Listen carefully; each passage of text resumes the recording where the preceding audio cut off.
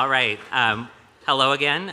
Good morning. My name's Alex Morgan. I'm the Executive Director at Progressive Turnout Project. We are focused on federal races, but we are based here in Chicago. So if you're from out of town, welcome to Chicago. Before I talk about PTP, just wanted to share a little something about myself. As I have looked around the room this morning and see a group of dedicated people from both large and small but very mighty organizations, I'm reminded that I started this work as a super volunteer. I always like to throw out that phrase. I've always been a super volunteer, and I'm sure so many of you in the room have either been those super volunteers on campaigns or may still be the super volunteers running organizations in your community. So thank you for the work that you're doing, big or small, and leading great organizations in your free time. I've always had a field focus, and maybe that was, it doesn't matter if it was when I was in the 6th grade, when that looked like putting up door hangers for the first female governor who we elected in Michigan. Later, as a kindergarten teacher in Milwaukee, that looked like putting in 5 days a week to re-elect the first president who looked like my students. And I've always believed in the importance of getting out the vote. So when I finally decided to take on a full-time campaign position in 2014, and we lost that race because we didn't invest the resources we needed into our base communities, I got together with a friend, Harry Pascal, who is in the back of the room, who was the treasurer on that campaign. He always talks about how field never has a voice at campaign consulting tables. So Harry and I got together.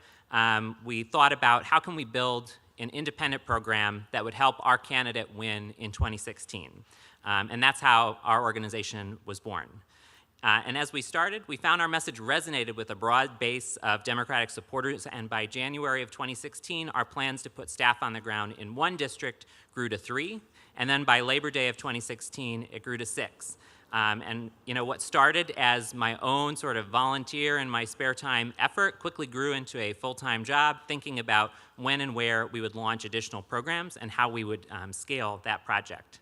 People frequently ask me how we select our districts that we participate in, and the answer is that we look for ones that meet similar criteria as that initial district we started in. It's got to be contested, meaning that a serious Democrat has jumped into the race and launched their own fundraising and programs.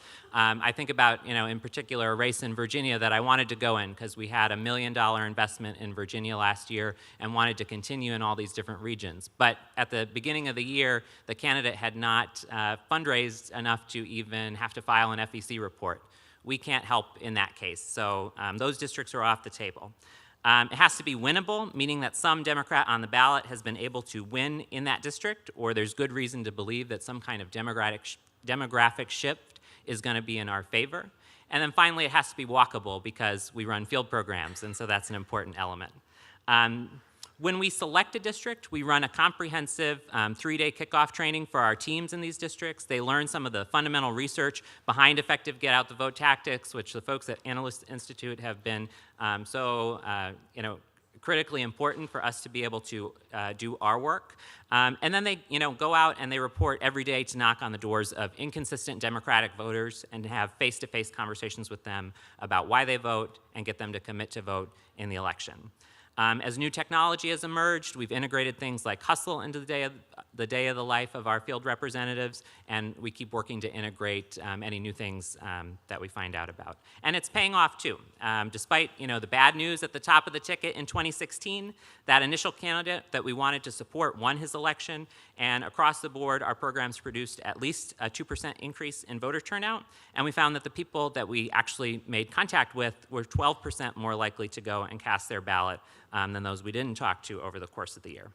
Last year, we went 10 for 10 in our races where we invested in the Virginia House of Delegates, so we were very proud of that, so much so that we launched a specific state-level affiliated organization who Katie Miller, who's been on our team, is spearheading that. It's called Progressive Takeover, so I hope you'll meet her over the course of the next 2 days as well.